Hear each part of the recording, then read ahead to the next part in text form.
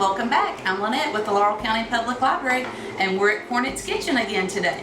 We're going to make something that I'm sure a lot of you have already started thinking about, and that is chili. Chili is one of those things that you can throw together very, very quickly. It freezes well, so while you're making it, make a big pot of it. You can have it as leftovers for a couple of nights, freeze what you don't need, and then on those days when you are wore out, you do not feel like fixing something fresh for supper, you can drag it out of the freezer. So I want to show you what I've got going on here. I took a onion and a pepper. Now I chopped the pepper a little bit larger than what I normally would because I want it to be kind of chunky in that chili. Now that's totally up to you. If I was fixing this for my son, I would grind that pepper and that onion till they were just minced, because he's like, if I can see it, I'm not going to eat it. So everyone's different, but I like to see the peppers and onions, so I left it a little bit. Now Sarah is recording for me today. Sarah, I want you to get a close-up of this meat. This is some of the fresh meat that we have at Cornette's. That was 2 pounds of hamburger, and you can see that there is very little fat. So there's really nothing to drain off, because that fat is what really gives the flavor. But excellent meat, and if you start with a good product, you're going to have a good end result. So we're real tickled with that. So this is really a dump recipe. I put this together a few years ago, and I've shared it with a lot of people, and it always makes good chili. So I'm going to add this meat and peppers and onions in here. And I didn't cook the meat to hard done, it's just kind of a soft done, not really pink anymore. Let me just pick this up, dump it in the crock pot. This is going to make a huge batch. So again, always freeze what you don't use. There's no sense in wasting good chili, because it does freeze some of the best. I like to use it as a leftover, put it over a good baked potato, maybe put it over spaghetti, just whatever.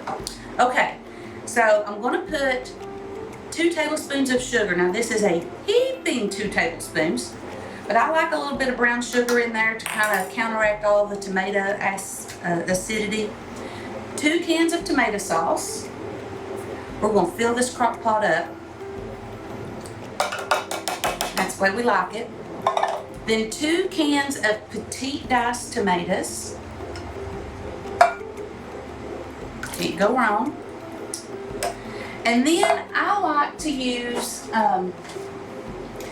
Hunt's, and I hate to drop brand names, but they're the only ones that I have seen to have this. But they have a tomato sauce that is flavored for chili. So I like to use 2 cans of it as well. So 2 cans of plain tomato sauce, and then 2 cans of that chili seasoned tomato sauce. And then 2 cans of beans, and that can be whatever beans that your family likes. Some people like the white beans, some people like the kidney beans. I'm using 1 can of just what they call chili beans, which is, I think, basically a pinto with some seasoning.